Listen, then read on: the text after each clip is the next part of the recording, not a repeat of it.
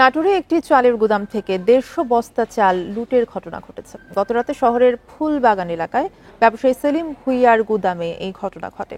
CCTV ফুটেজে দেখা যায়, শাহিন ট্রেডার্স নামের গুদামটির সামনে একটি ট্রাক নিয়ে এসে দাঁড়ায় কয়েকজন ব্যক্তি।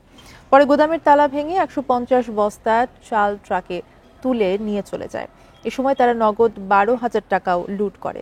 সকালে পাশের গুদামের লোকজন তালা ভাঙা দেখে মালিককে খবর দেয়। সদর থানার ওসি মাহবুবুর রহমান জানিয়েছেন, বিভিন্ন আলামত সংগ্রহ করা হয়েছে, জড়িতদের ধরতে অভিযান চলছে।